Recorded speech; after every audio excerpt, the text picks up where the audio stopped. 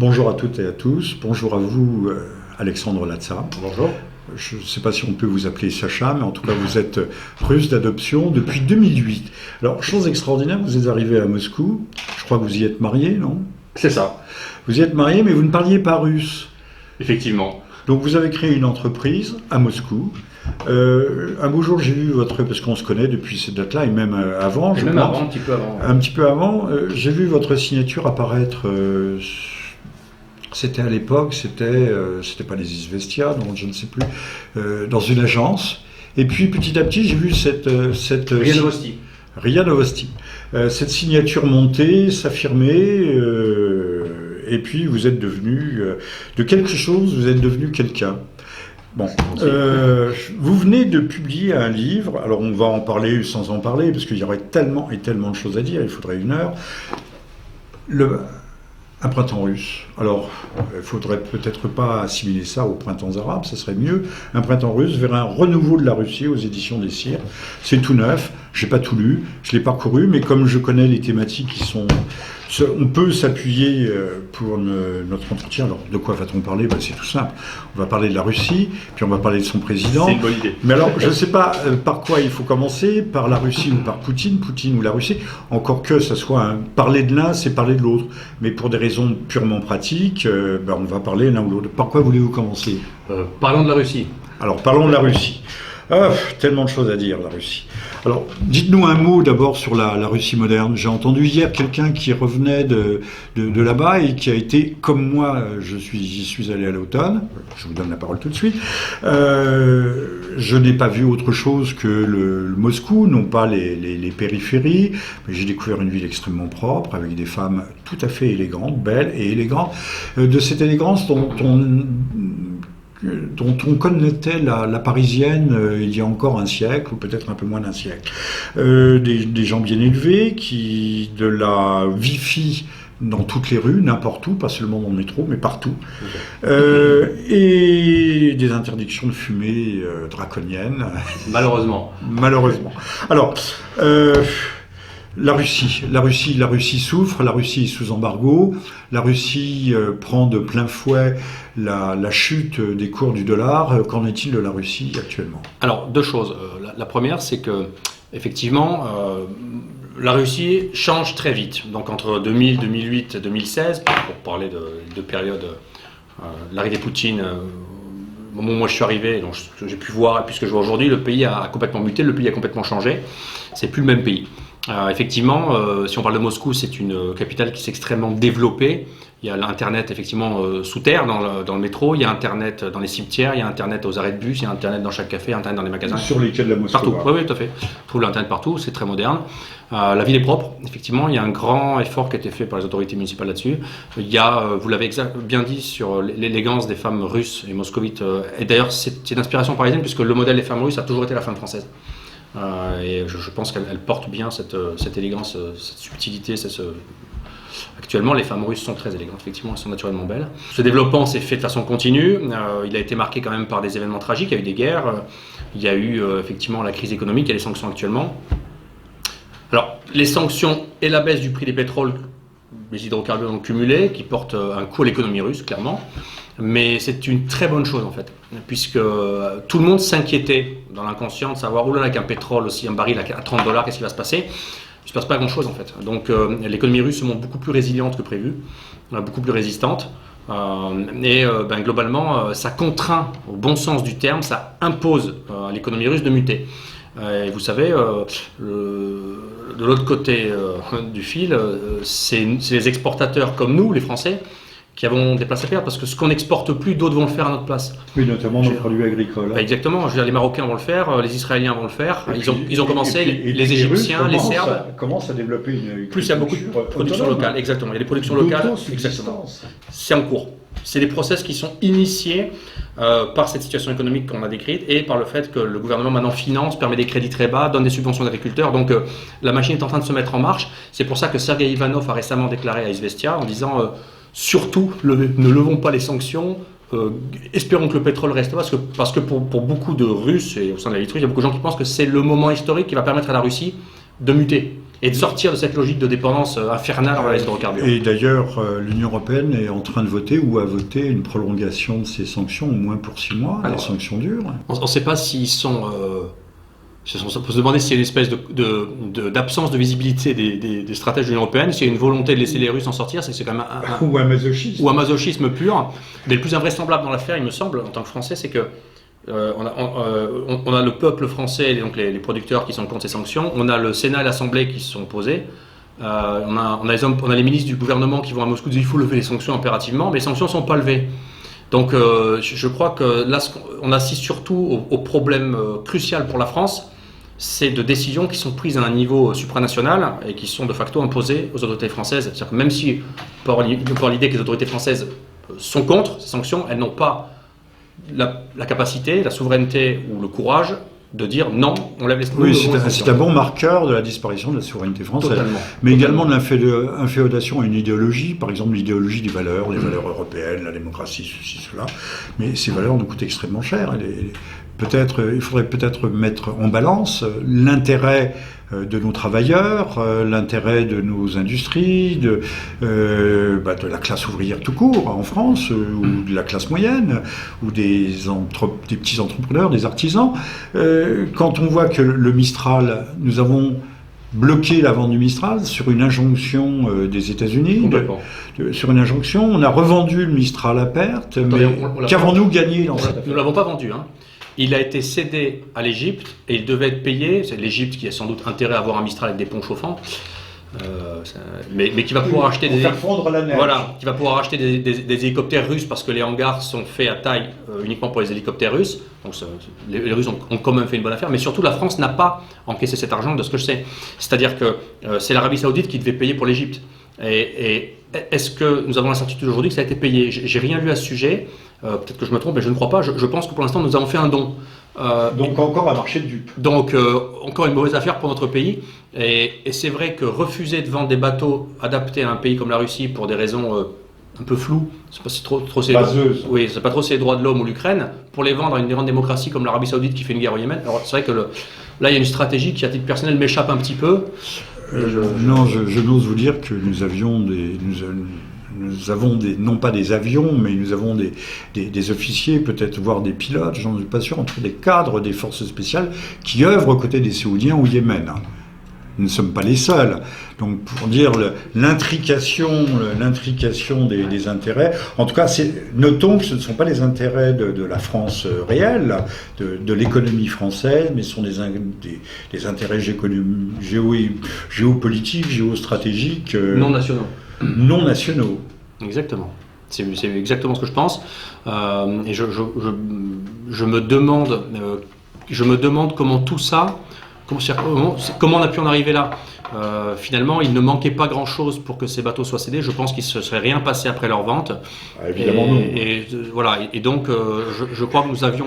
Washington, le Pentagone n'aurait pas nucléarisé Paris pour autant. Exactement. Il y a un petit manque de courage avec un grand C de nos élites politiques. Oui, mais on les a menacés de je ne sais quelle épée de Damoclès, un peu comme on menace aujourd'hui, à la veille du Brexit, les Britanniques des pires catastrophes, des cataclysmes. Je pense que il y aura une nuage de criquets et les mers vont s'assécher. Les mers vont s'assécher et les vaches seront maigres. Alors pour ne pas rire, je vous cite, vous n'avez peut-être pas suivi ça, mais il y a quelques jours, il y a eu à Moscou un forum économique à Saint-Pétersbourg. Oui, tout à fait. C'était le 16 juin.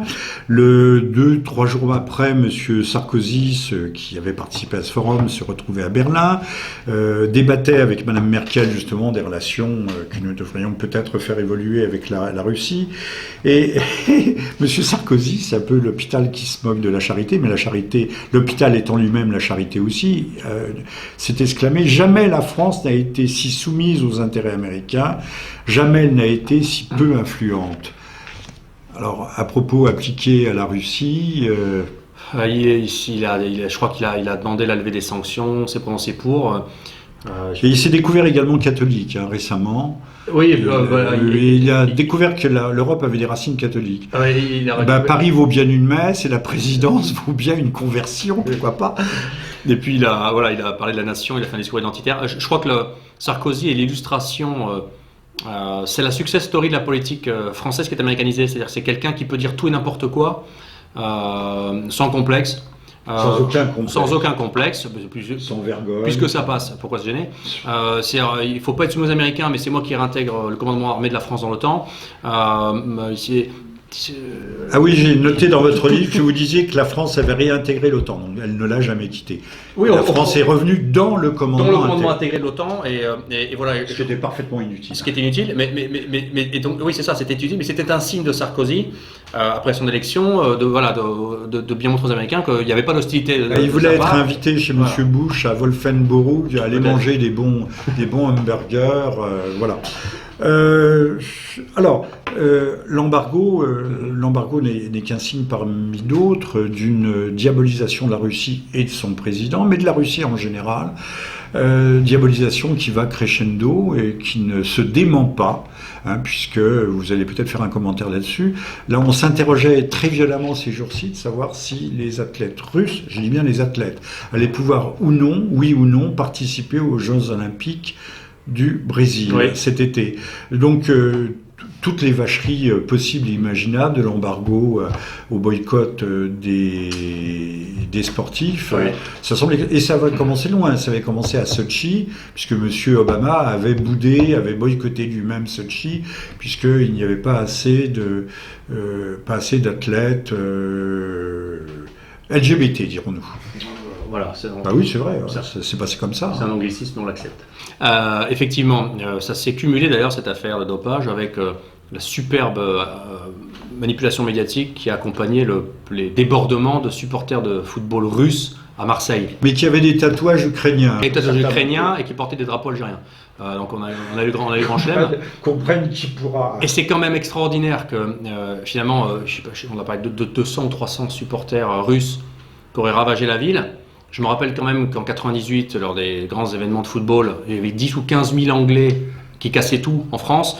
Il y a eu les Allemands, supporters allemands ont tué des policiers français. Il y a eu des meurtres. Oui, il y a eu un meurtre de policier. On n'a jamais parlé d'exclusion de pays. Il me semble que c'était à Marseille d'ailleurs. C'était à Marseille. On n'a jamais. Alors, je vais vous donner les chiffres, Alexandre. Il y avait, jusqu'à l'exclusion de la Coupe, il y avait 15 000 supporters russes. Sur les 15 000, les chiffres les plus exagérés, les plus favorables donnaient 700 supporters durs, mais sur les 700, on sait qu'il y en avait 100. Oui, 100. Qu'il y en avait 100. On peut se demander jusqu'à quel point une main généreuse n'a pas payé un billet d'avion par-ci, un ticket d'entrée pour tel match là, en échange, et un paquet de bière, pourquoi pas. Alors, ça, c'est envisageable. Il y a aussi autre chose, c'est que moi, j'ai lu des commentaires des gens russes qui ont été à Marseille se battre et qui racontent qu'il y a des cadres sup russes, genre une femme, 2 enfants, un super boulot, une grosse voiture, ils se sont dit on a pris l'avion, on a du pognon, on est allé à Marseille, on est allé mettre une raclée aux Anglais. Il y en a qui sont partis comme ça. C'est Fight Club. Oui, bien c'est véridique. Mais je veux dire, je sais que 100 supporters anglais ont mis en danger un pays de 65 millions d'habitants, qui est une puissance nucléaire et qui est la 6e économie mondiale. Mais enfin, ce que les supporters russes disent, c'est la chose suivante, c'est que les policiers français ont parfaitement laissé faire. Ça, c'est écrit sur la presse russe. Il y a beaucoup de supporters russes qui disent on nous a laissé faire. Il y avait beaucoup de policiers russes qui étaient là en binôme des policiers français qui ont laissé faire, qui ont filmé. Donc il y a eu un laisser-aller. Ces débordements, ils ont été éventuellement des autorités françaises. Pourrait être volontaire, histoire un petit peu de diaboliser davantage. Alors oui, et puis toujours parce que ça s'inscrit aussi dans le processus d'exclusion et de la Coupe du Monde. La Coupe de 2018 à Moscou et de la participation aux Jeux Olympiques. Alors, et la Coupe du Monde 2018, ce sont des sanctions symboliques déguisées. Oui. Des sanctions déguisées, mais ce sont des sanctions terribles. Exact, d'autant que cette Coupe du Monde c'est un des drivers de l'économie russe, c'est-à-dire que il faut imaginer ce que ça représente, c'est des constructions de stades, c'est tous les prestataires qu'il y a autour, économiquement, c'est un générateur de redressement de l'économie russe. Et si ça devait être stoppé, ce serait un coup très dur pour l'économie russe. Donc on peut se demander si ce n'est pas le début d'un processus qui devrait aboutir à ça. L'État, c'est dans 2 ans. Alors... Je crois que c'est même plus la peine de se demander. Il y a, entre le dopage, Sotchi, les Jeux Olympiques... Sharapova, qui va finalement demander à qui on va faire des excuses, parce que c'est ce qui va se passer. Voilà, tout d'un coup, les tests urinaires qui se révèlent positifs X années après... Oui, alors, elles ne gagnent pas en étant dopées. C'est-à-dire que les sportives américaines, tenniswomen américaines non dopées sont vraiment extrêmement supérieures, parce que si elles gagnent devant les Russes dopés, C'est pas de doute. Oui, vous avez raison. Vous avez raison. L'Amérique est vraiment la superpuissance. En tout cas, tout ça est inquiétant et ne peut pas être à l'arrivée le fait du hasard. Il y a une telle conjonction de faits que l'on peut se poser des questions. Alors, passons de la Russie diabolisée à la diabolisation de son président, M. Poutine, qui est la bête noire de nos médias. On a même vu M. Poutine reprendre un journaliste de couleur américain qui disait « Mais vous avez déclaré que M. Trump était brillant ». Poutine a dit « Non, c'est simplement quelqu'un de haut en couleur ». Donc comment les journalistes arrivent avec, là aussi, une chutzpah illimitée à déformer, à transformer les propos, croyant d'ailleurs que les Français, les Européens partagent le rejet qui est le leur de M. Trump. Après tout, M. Trump a un intérêt, c'est qu'il a dit qu'il normaliserait les relations avec la Russie. Donc ce serait plutôt un homme de paix. Alors, restons sur M. Poutine. M. Poutine est un homme épouvantable, c'est un tyran, d'ailleurs on le voit avec tous les atours du tsar. C'est un tsar. J'ai pu noter que dans votre livre, vous aviez une grande admiration pour M. Poutine. Tout à fait. Je vais retrouver à la page, c'est à la toute fin. Ne croyez-vous pas, au demeurant, que M. Poutine est un homme qui fait simplement bien son travail, qui essaye de maintenir l'équilibre, qui n'est pas un démiurge disposant de tous les pouvoirs, mais c'est un homme qui est efficace comme comme tout le monde pourrait l'envier à la Russie. Hein, où est-ce que vous m'avez mis ça? J'aurais dû mettre... Il y a plein d'endroits... Oui, une admiration. Alors voilà, pour beaucoup, il est tout simplement le plus grand chef d'État de l'histoire russe. Alors, il y a eu Pierre le Grand, il y a eu Catherine II quand même. À l'extérieur de la Russie, le poutinisme est en train d'émerger comme un modèle. Alors ça serait intéressant que nous débattions de cette idée de modèle. Sorte de gaullisme amélioré et moderne qui, dans les années à venir, devrait faire de nombreux émules dans le monde et en Europe. C'est vrai qu'il a tendance, au moins en grande partie, à se montrer souverainiste. Ce qui nous fait gravement défaut. Alors si on compare M. Poutine, qui n'est pas haut de taille, à M. Hollande, M. Poutine est effectivement un géant. Mais ça, est-il utile de le dire. Le modèle russe est un modèle de réappropriation de la souveraineté du territoire par l'autorité de l'État et de l'affirmation des frontières. Oui. Et puis, M. Poutine a favorisé aussi le retour d'une spiritualité. Complètement. La Russie est néo-orthodoxe, si l'on peut dire. Mais enfin, M. Poutine est aussi pris dans les raids d'une oligarchie qui est assagie, qui ne fait pas de politique, mais qui est quand même toute puissante. Oui, alors ça, c'est justement un des points de bascule. C'est-à-dire que je crois que sous la période Eltsine, cette oligarchie avait... C'était lâché. Elle opérait un processus de captation des avoirs de l'économie, c'est de l'argent, des richesses pures, des richesses réelles. Et elle s'est dit, finalement, après avoir avalé la richesse, il fallait prendre le pouvoir politique pour avoir accès à encore plus de pouvoir et donc de richesse. Et c'était ce qui allait se passer.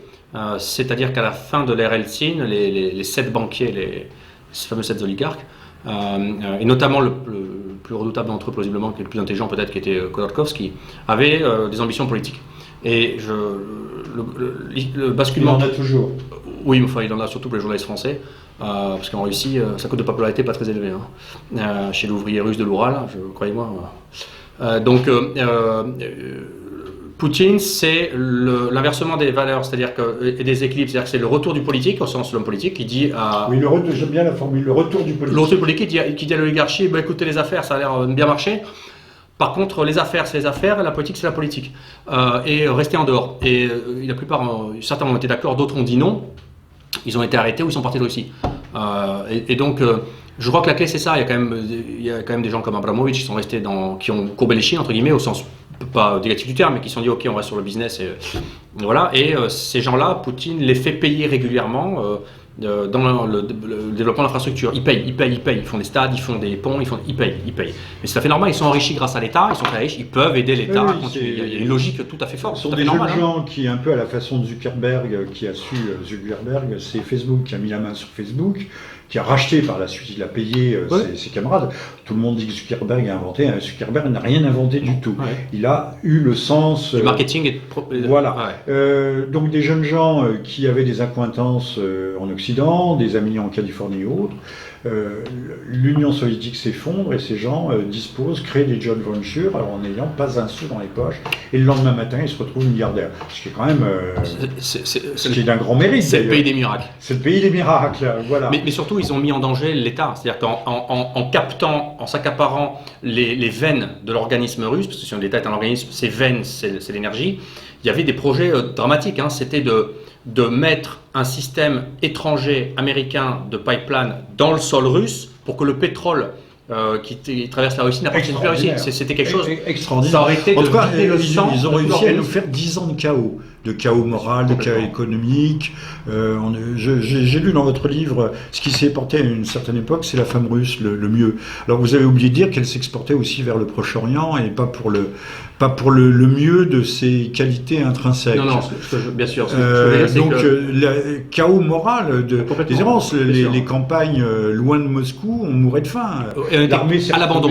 À l'abandon, littéralement. Complètement. L'État a cessé d'exercer un contrôle logistique et politique sur le territoire. Au fond, l'État avait disparu. L'État avait quasiment disparu. Et la clé, c'est que le retour du politique, ça a été la réaffirmation de l'État. Ça a été l'armée russe rentre en Tchétchénie et va reprendre Grozny. Ça a été très bien en Yakoutie du Nord. On remet des hélicoptères pour aller chercher les enfants des éleveurs de rennes, les transporter en hélicoptère dans les villes avoisinantes pour qu'ils fassent une année de scolarité en pension après l'hélicoptère, les ramènent au début de la saison pour qu'ils accompagnent leurs parents. Pour la transhumance. Oui, c'est ça. On ne se rend pas compte de la puissance logistique de l'État russe sur tout ce territoire. C'est très important. Russia is back, on pourrait dire, parce qu'à l'époque on a dit America is back. La Russie est de retour. Vous dites que la Syrie, dans votre livre, la Syrie, la première, on ne va pas dire aventure, mais la première grande expédition, non, il y a eu la Géorgie, et puis il y a eu la Tchétchénie. La Tchétchénie, c'est dans le territoire russe. On considère que c'est le territoire russe, c'est une république, mais... C'est un étranger intérieur, mais ça reste la Russie. Ça reste la Russie. Ça reste la Russie. La Géorgie, c'est les frontières russes. Et on a vu l'Ossétie va rapidement rejoindre la Russie au sens directement, mais ça, ils le souhaitent, donc ils le souhaitent depuis toujours. Mais un de ces jours, ils vont lancer la Transnistrie, saisir le sujet. C'est une enclave, c'est une enclave en Moldavie, merci, qui servira de prétexte, le cas échéant, après l'Ukraine. On est d'accord. C'est un sujet qui va réapparaître. Qui va réapparaître rapidement, indéniablement. Alors, et donc la Syrie, je veux dire, c'est que là, on n'est pas sur l'espace russe, on n'est pas sur l'ex-espace soviétique, on est à l'étranger. Et oui, mais si je lis attentivement votre livre, je dirais qu'on est quand même dans l'espace russe. Si on n'a pas une lecture primaire, c'est-à-dire uniquement géo-énergétique, ou géopolitique ou géographique, si on ne se préoccupe pas uniquement du gaz, du pétrole, des couloirs d'acheminement, des gisements, ce qui semblerait être le b.a.-ba de la géopolitique, on se rend compte que la Russie a de l'ambition, que la Crimée, la base de Crimée, la reconstitution d'une flotte en mer Noire est le prélude à un retour réel de la Russie en Méditerranée. Et quand je dis retour, un retour permanent. Oui. C'était l'affaire du Koursk, c'est quand? C'est 2000 ou 2002? C'est en 2001 ou 2002. 2001-2002. Le Koursk va sombrer corps et âme, et corps et biens, au moment où il était prévu qu'il allât en Méditerranée. Donc, projection de puissance, c'était prévu, je vous le dis. Je suis plus âgé que vous, donc j'ai bien suivi les affaires à cette époque-là. Monsieur Arafat, d'ailleurs, voulait unilatéralement déclarer un État palestinien. Et comme par hasard, le Koursk sombre, monsieur Arafat ne déclarera jamais unilatéralement l'existence de cet État palestinien qui continue à patiner. Enfin, ça, c'est pas notre sujet. Mais si on regarde bien les choses d'un point de vue géostratégique, la Syrie est un enjeu majeur dans une vision globale, globalisante de la région, mais de la région élargie. Au sens large, oui, c'est ça. Au sens large Exactement. pour la Russie. Donc ça dépasse très largement des enjeux pétroliers. Ah oui, bien sûr, mais je pense aussi que ce retour en Méditerranée, il passera par des capacités logistiques. Donc pour l'instant, il y a la Syrie, potentiellement, il y a la base de Tartous, bon, qui est petite, qui est pas si essentielle, mais on peut imaginer qu'après l'opération en Syrie, si l'administration présidentielle syrienne passe la crise et reste en poste, je pense que les capacités je pense qu'il y a eu une négociation avant le 30 septembre 2015 pour la création de bases permanentes.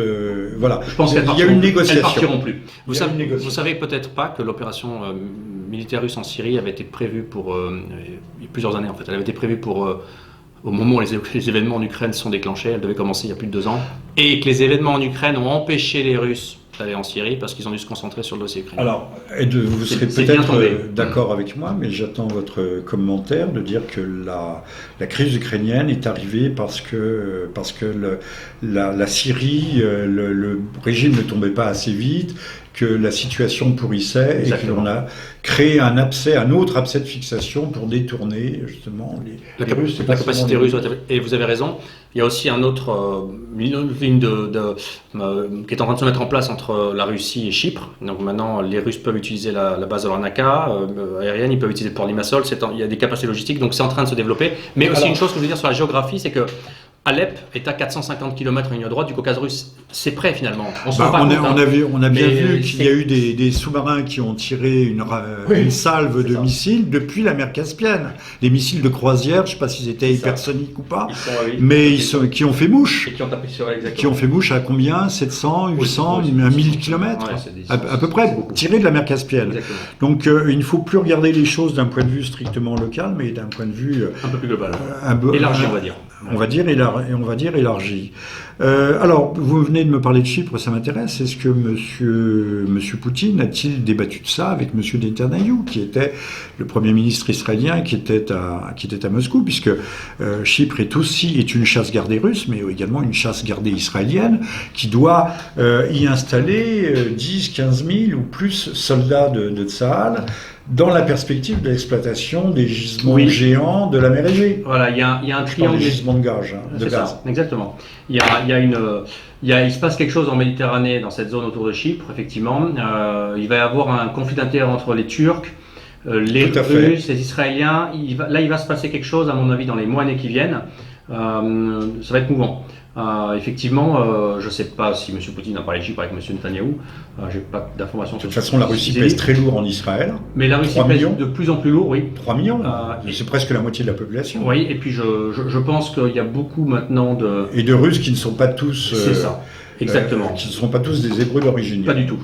Exactement. Et puis, je crois je pense que un nouveau niveau... Monsieur Lieberman, par exemple, qui est moldave, je crois. Et russe.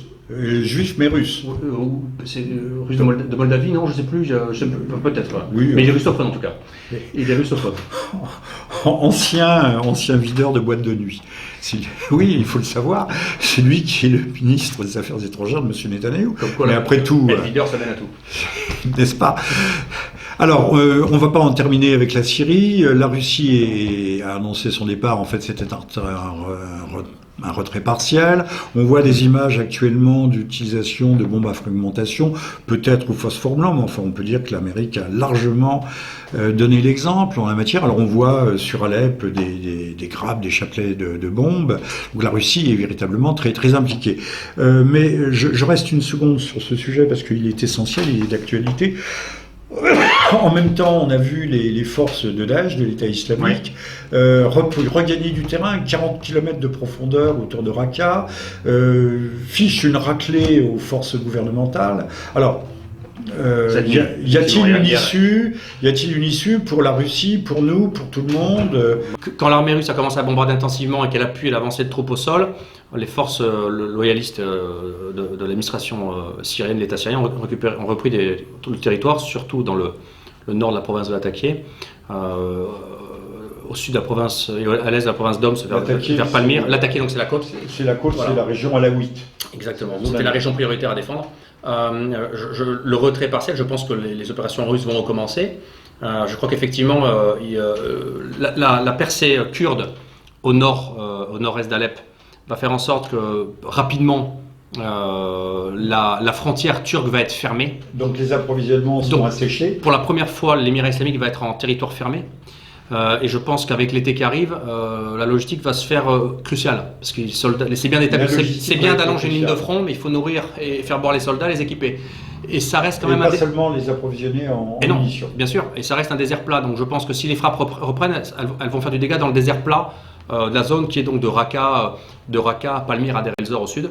Enfin au sud-est. Voilà. Donc je pense que là, il va y avoir une deuxième étape effectivement, mais on voit bien que les troupes syriennes aujourd'hui, dans un désert plat, elles avancent, elles étalent leur ligne de front, elles élargissent peu. Parce qu'il n'y a pas de route, c'est plat. Et donc, leurs flancs sont exposés à des attaques. Et c'est ce qui s'est passé, vous mentionnez, c'est ça. Donc, je pense qu'inévitablement, les frappes russes vont recommencer, se réintensifier. Voilà, c'est un investissement lourd pour la Russie parce que c'est une opération militaire à l'étranger, elle coûte cher, il y a la crise en Russie. Mais je pense que c'est inévitable. Et c'est en même temps un investissement, on l'a dit, si la Russie veut se redonner une dimension protectrice en dehors du fameux bouclier antimissile qui commence à l'encercler. Oui, du précaré russophone. Voilà. Alors, exactement. On ne va pas conclure, mais sur l'Eurasie, l'eurasisme, la grande alliance eurasienne, c'est un sujet qui vous tient à cœur. Voyez-vous une reconstruction d'un équilibre européen, eurasiatique, à partir d'une alliance, de la reconstruction d'une alliance franco-russe? Moi, personnellement, j'aurais plutôt vu cela à travers une Europe, mais une Europe réelle, pas l'Europe bruxelloise qui n'a rien à voir avec l'Europe. C'est une structure américaine. À la fois, c'est une structure américaine et surtout, le mot est mensonger. C'est un abus de langage. L'Europe, l'Union européenne n'a rien d'européenne, en fait. Mais une Europe réelle, une Europe des nations, une Europe des patries, une Europe puissance, puisque l'Europe, la première puissance au monde, c'est la Chine qui est en passe d'acquérir le titre, en devançant les États-Unis, mais en fait la première puissance réellement c'est l'Europe. Si on regarde bien, si cette Europe existait, si l'Europe existait. L'Union des nations européennes. Voilà, l'Union des nations européennes. Alors, vous misez sur la France, sur Paris-Moscou, et vous ne misez pas sur Aix-la-Chapelle, je reviens au temps de Charlemagne, Aix-la-Chapelle, Moscou, et avec une Europe de Brest à Brest-Litovsk. Parlons simplement. Et ça sera notre mot de... La reconstruction russe se fait. La Chine émerge, l'Inde émerge, aucun de ces pays ne développe un modèle européen. Au niveau moral, politique, sociétal, on revient sur des États forts, des identités développées. Oui, je grimace un peu. C'est l'inverse de ce qui se passe dans l'Union européenne où il y a la suppression de l'État et le sociétalisme qui s'impose.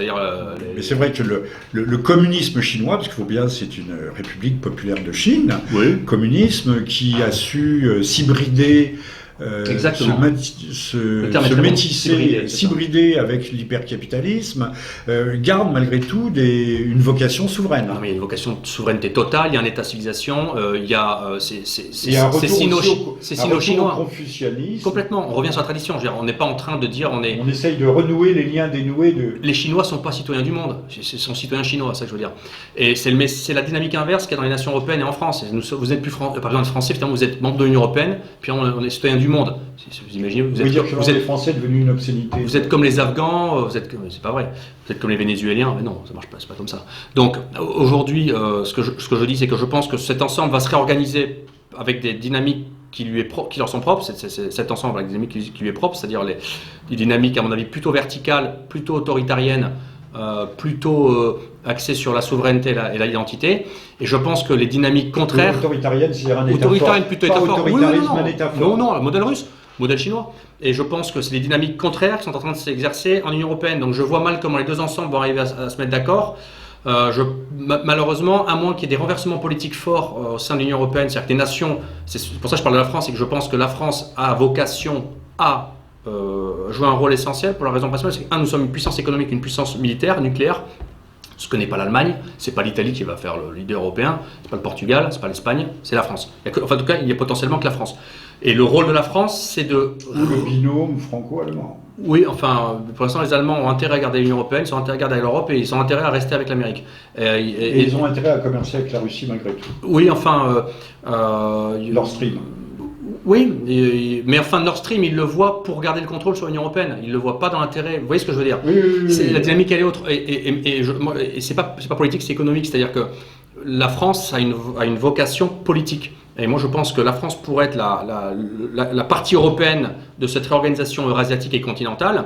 Elle pourrait initier une dynamique européanisante au sein de ce grand ensemble, parce que l'ouest de l'Eurasie, c'est l'Europe.